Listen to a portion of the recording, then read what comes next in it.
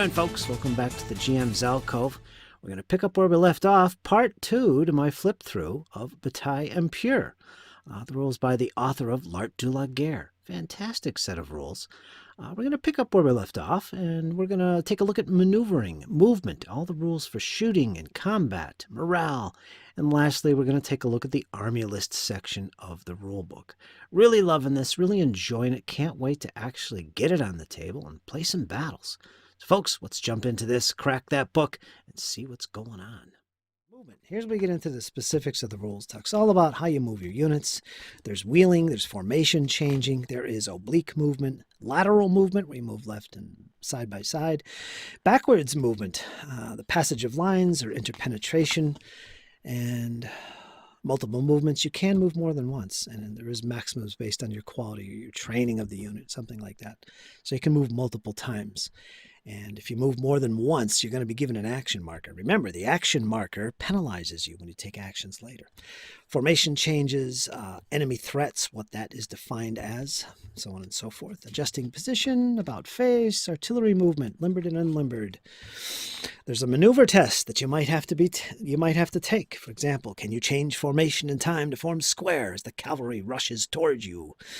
There you go. You might have to make a maneuver test to do it. And again, the better class you are, easier it is to do. There are some modifiers. Control test, that's another type of test you might have to make. Operational movement, which is moving great distances on the table to shift your location on the battlefield. Here it goes into charging, how it's done. Counter charges, you can hold your position if you're charged, or you can counter charge in certain circumstances. There's many ways you can react. You can fire at the enemy, and so on and so forth. Now, everything, shooting and close combats and charging, is all based on an attacking unit or a firing unit and a target unit.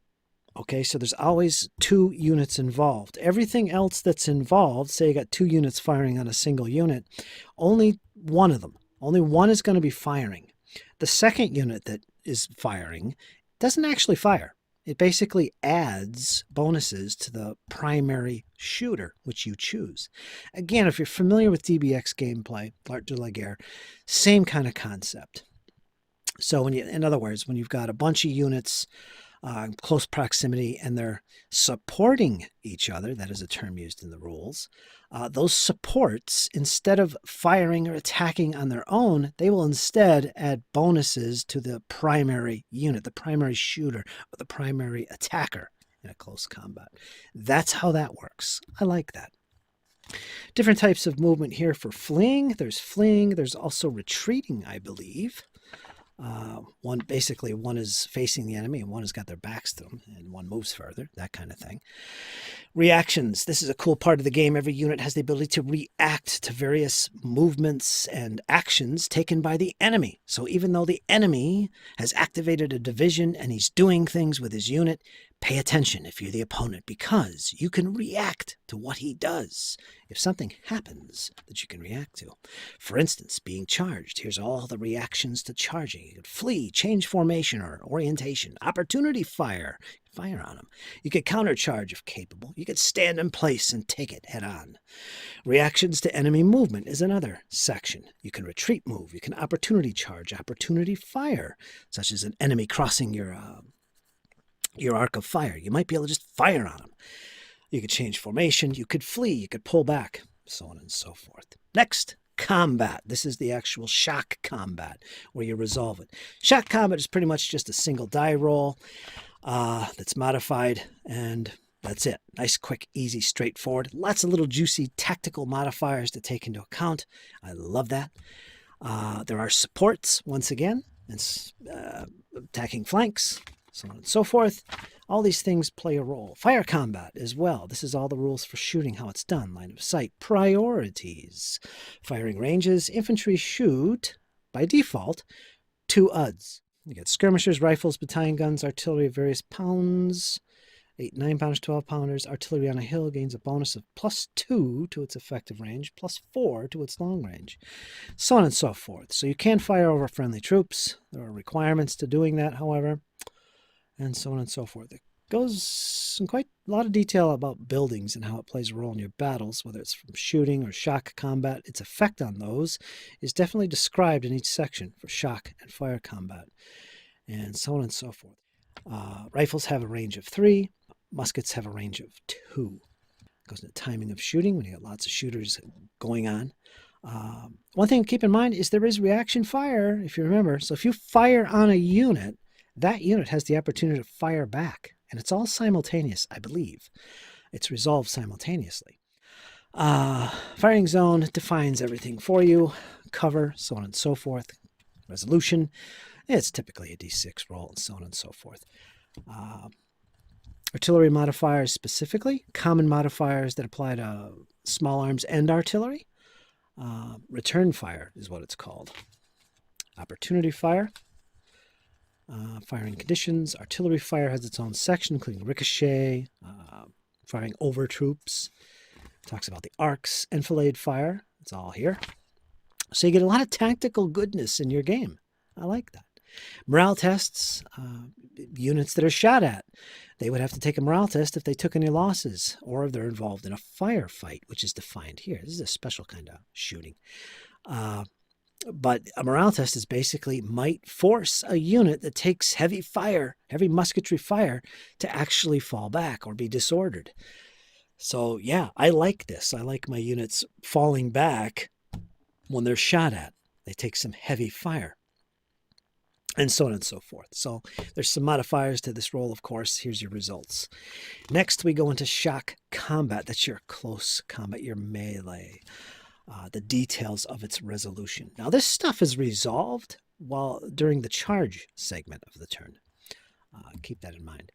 And this is how you resolve it. Who fights, so on and so forth, the role of supports, modifiers to the die roll. Again, it's pretty much just a single die roll. All the musketry fire, all the support fire of the supporting the unit charging, all that is built into one resolution, one die roll, and it applies as a modifier. So it's very quick and easy to resolve, but there are a lot of nice little tactical modifiers. I love these. I just love them. Defender modifiers, charge and countercharge modifiers, common modifiers that apply to everybody, and shock result, which can be a melee, flee, retreat, rout, and so on and so forth. Movements after shock combat, flees and pursuits and all that stuff. That's all here. Cavalry shock combat details against infantry and artillery, their withdrawal. Artillery shock combat, oh boy, what happens when the guns are charged? If they're limited, they're pretty much destroyed. Then you get into rallying. It's a straight up die roll, that kind of thing, which can be modified, and it'll remove losses that are on a unit for one, and I believe take away the disordered status. There's different things here. Skirmishers, how they work. There's 2 types. There's detached skirmishers, which are represented as models or units on the tabletop. They are your légère and units of that type. Integrated skirmishers is the second type. They are the ones that are built as part of the battalions. And they're not actually represented with miniatures. Although you could, if you wanted, actually have some models on the table to represent them. Perhaps the number of them represents their SK value. But goes into detail about how detached skirmishers, the légère and such, are represented, how they move, how they fight, and so on and so forth. That's covered here. Reserves. Some units can be put in reserve during the battle and called upon as the battle goes on. Army generals can bring on reserves, and this tells you how that works. Artillery reserve, another one. Then it goes into terrain. Everything about terrain. Cover, movement, shape, size, type to help you if you're playing one-off games or tournament-style games. This is useful for that purpose. If you're new to it and want to make some terrain, this will be really useful for you and what terrain looks like and how big it should be for your games. Here's descriptions and definitions of each type of terrain that could be encountered in the Napoleonic Wars. Buildings get their own section here. Here's a nice little table, terrain effects chart, its effect on movement, cover, visibility, and its combat modifier when you're fighting in there in melee, that kind of thing. Setting up. Again, if you're doing a one-shot game, that's what this is useful for. This tells you how your armies deploy, how you set up the terrain that you've just made, and so on and so forth. layout of the table. Again, with 28 mil, you're looking at a standard 6x4 table for a 200 or 300 point game. Again, these rules allow you to play 200 or 300 point battles. They assume you're using each unit represents an infantry regiment, and it also assumes that your army is a corps. That's important to remember when you look at the army lists. That's the assumption that's going on in here. Let's see, terrain objectives, placement of terrain, hidden troops, objectives. You can have objectives in the game to help you win the battle. Controlling them, so on and so forth. Battle plan, this is basically how you deploy your troops. You can have troops hidden.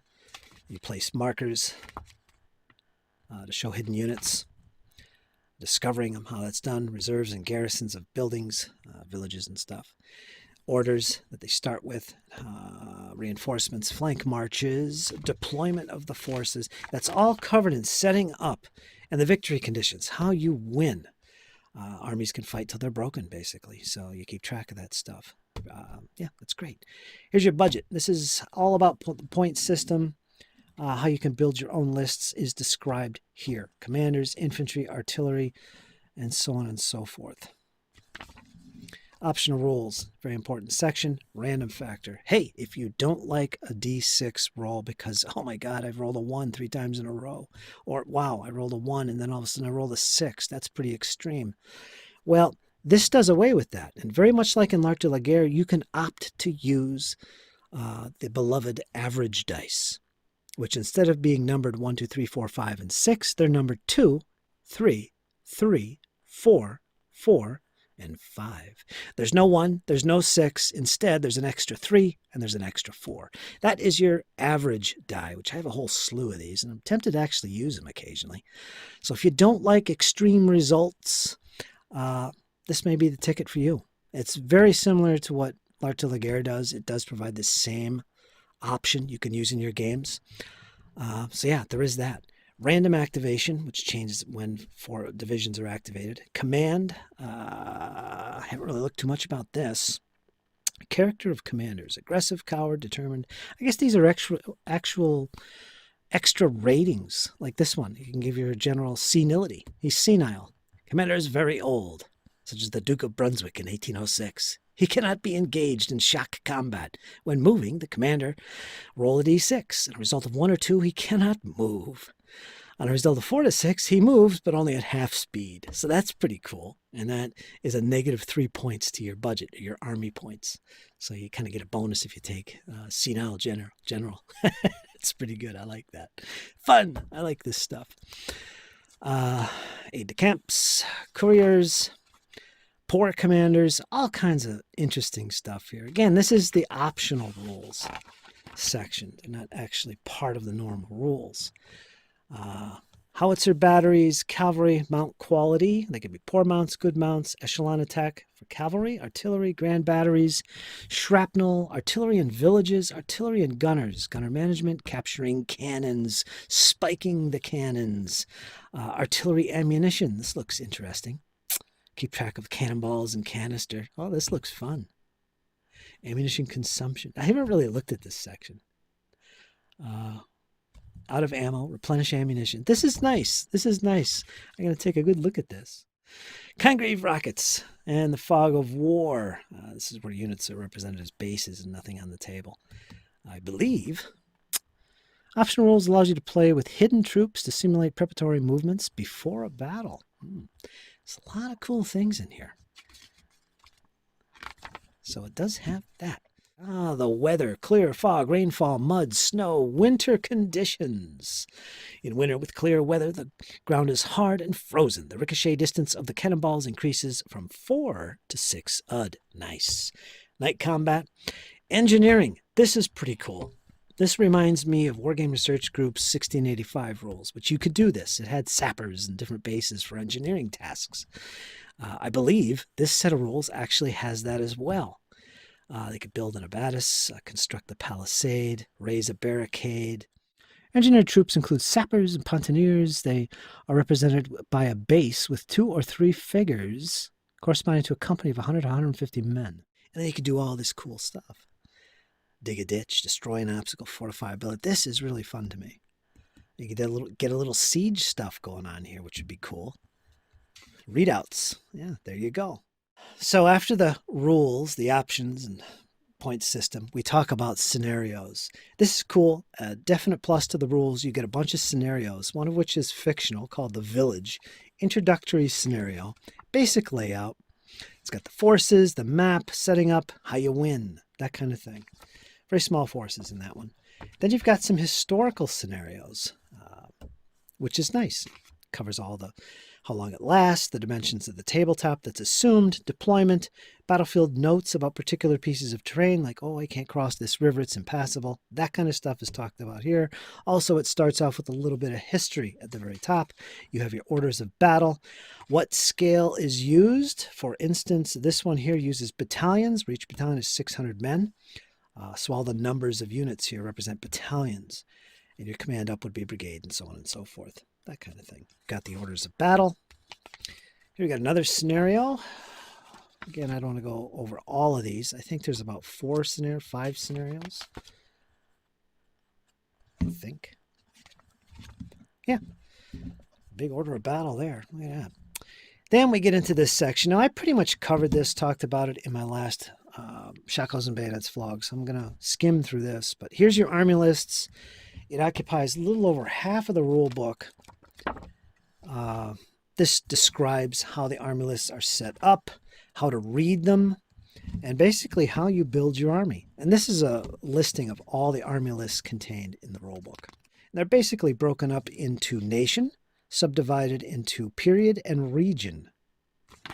So you got multiple lists for each nation. Now, each army list is divided up into several sections. Basically, they all start off with this section here, which is a background information section. Their history, everything about British infantry, foot guards, Royal Fusiliers, Highlanders, light infantry. It goes into the cavalry, the artillery. Then it goes into national characteristics, like their tactical doctrine, their fire discipline, elite troops, little ratings that are in there. Let's look at one of these. Let's look at this. Fire discipline.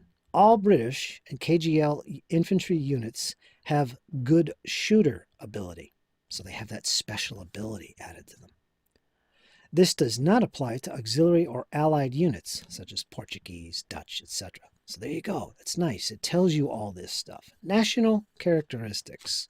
Once you get through this, it gives you the stats for all the units that are available to that particular army. These are all the different units you can have. Foot guards, garrison infantry, battalions with rifles, skirmishers with rifles. Find here. Here's all their ratings. The period they served, in other words, the period you can find them in battle in an army. Their type, their morale, their class, their skirmish rating, if any. Abilities, such as they're armed with rifles. And their budget. That is their point value per unit. Okay, that's all in here. It's usually on one or several sheets like this. Then the next section is the actual army lists. This tells you what units, described over here, can be included and how many. This is the organization of your army, which is typically built on either 200 or 300 points and represents a corps. That's the assumption.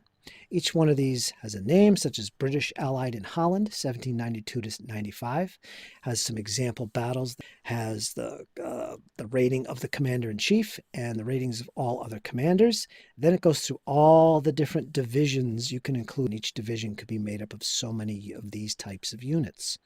Now, the point values of these are shown over on this chart, so you got to remember that. This is the gameplay stats. This is just how to put your army together. Yeah, and this is your armies, and it's all kinds of little subs, special notes, allies are included.